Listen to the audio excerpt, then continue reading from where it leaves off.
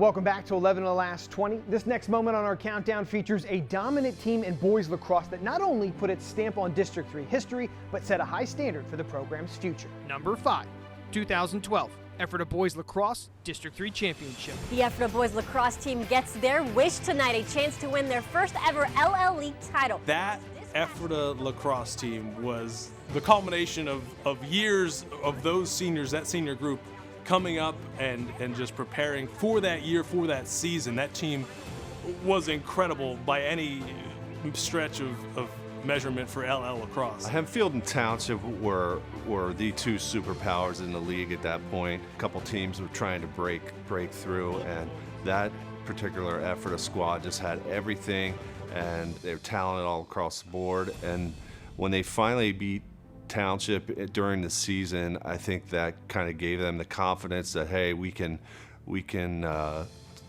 continue this through the playoffs, and I think that's what really was the key. Those guys really felt that it was this season or bust.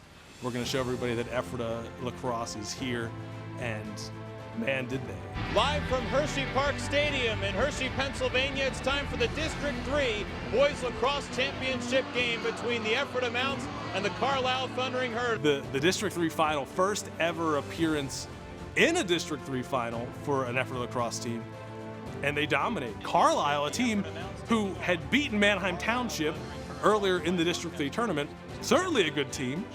They had played Ephrata earlier. Ephrata had beat them, but it was a close game. Got a great crowd on hand here, Steve. The crowd seems a little wound up, and they're ready to go. But what the Mountaineers did coming out, scoring early. The rebound is still loose. Another shot, they score! And on the rebound, it's put home by Joe Sellers. And Ephrata starts off first with the opening goal. Scoring often in the first half. Near side bouncer shot, they score! And a beautiful shot by Mason Quickle. 6-0 in the first half. On the high slot shot, they score again. A nice shot by Mason Quickle. And Ephrata with a 6-0 lead. And that team worked well together so much and trusted each other. And in lacrosse, that's what you got to do. When you pass that ball, you got to trust the guy on the other end. And those Ephrata boys just fired it home. Took home the title. From the sweetest place on earth, how sweet it is, the Ephrata Mounts are District 3 champions. Coach Plett's got the Gatorade bath. 6-2 is the final score in this championship game, and the Ephrata Mounts have done it. Lancaster Lebanon League champions and District 3 champions. After just an incredible season, they won the LL title as well, beating Manheim Township and Hempfield, something that no other lacrosse team had done to that point, winning an LL title. So Ephrata was just an incredible team.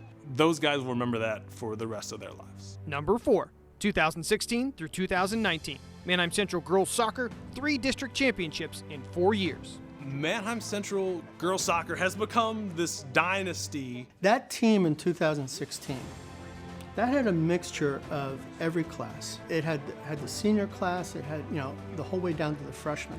Mentally, it took a while to get them to where we wanted them to be, but by the time we were in the second half of our season, you could just see they were flourishing. Yes, it's a score!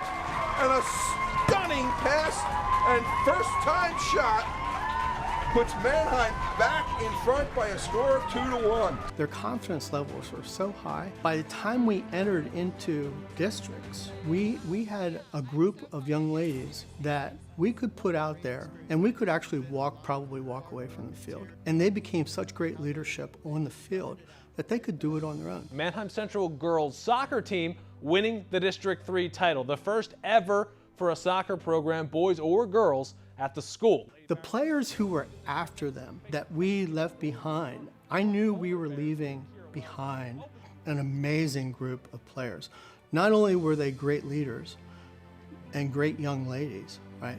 They could play the game, and they knew how to play the game.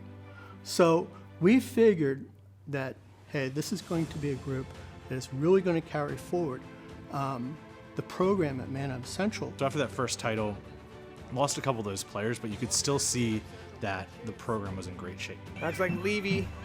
It's a 3-on-2. Nice pass there. A chance here for Levy right in front of goal. And she slots it home.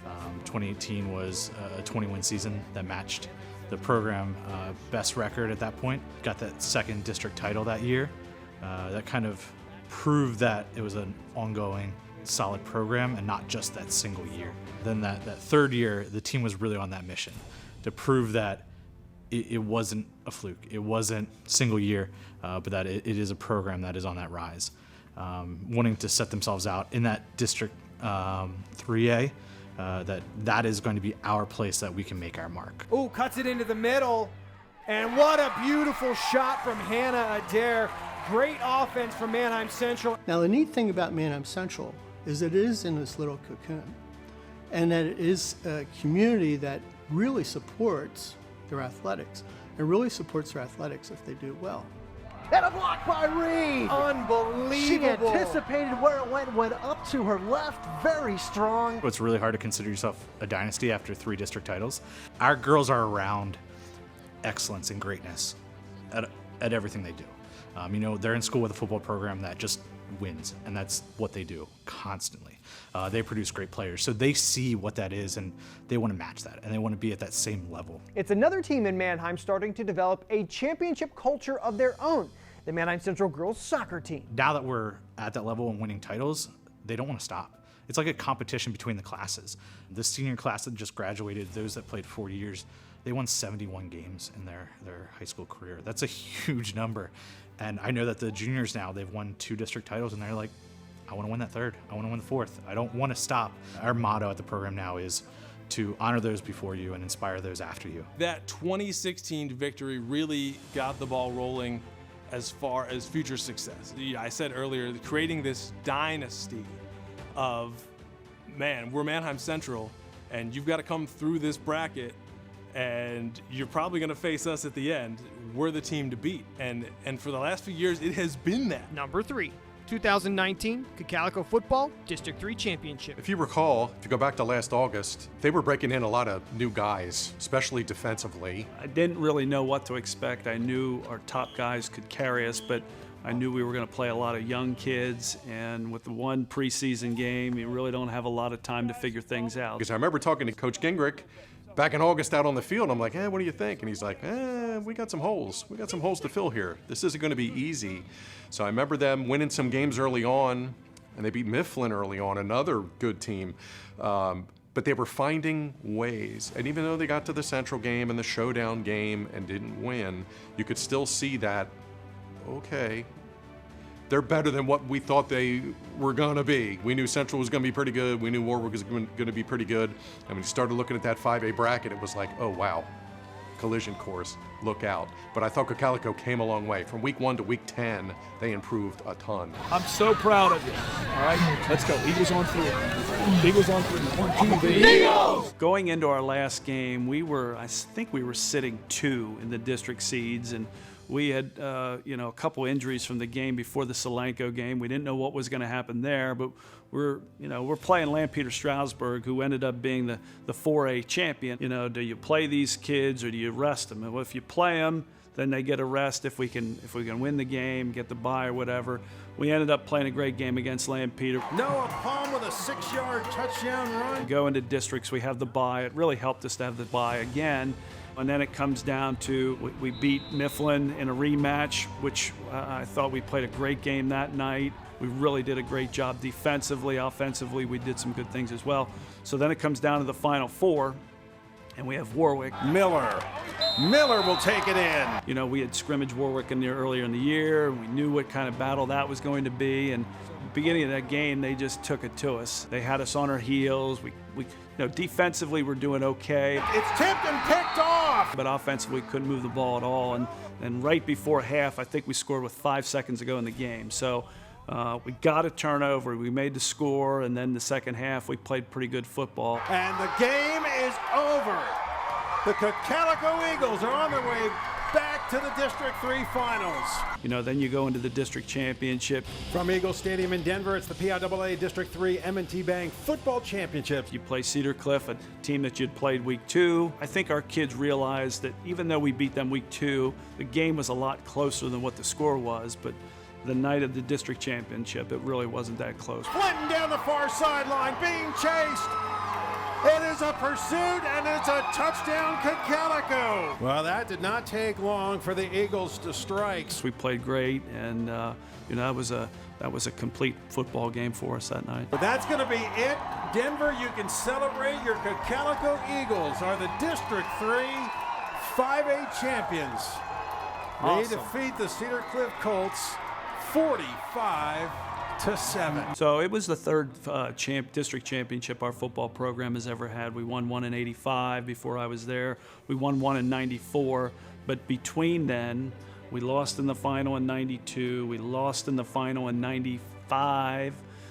We lost in the final in '97. We lost in the final in 2010. We lost in the final in 2014. We got whooped in the final in 2018. So we needed to get over that hump of just being there and being content of being a district finalist. And I think it meant a lot for our kids. I think it meant a lot for our school and for our community. They did a little parade afterwards, and it was something that I'll never forget, and I'm sure the boys won't forget that as well. I can't feel good on a cold night like this. To finally see Coach Gingrich win a district championship, he's one that deserved it. He did things the right way, always had his team prepared, and it was just it was great to see him finally be able to ride off into the sunset with a championship. That's a great memory for these young guys. They'll remember for the rest of their lives. We've cracked the top 3 moments on our countdown, but coming up after the break, find out who's walking away as our #1 sports moment on Blue Ridge 11 over the past 2 decades.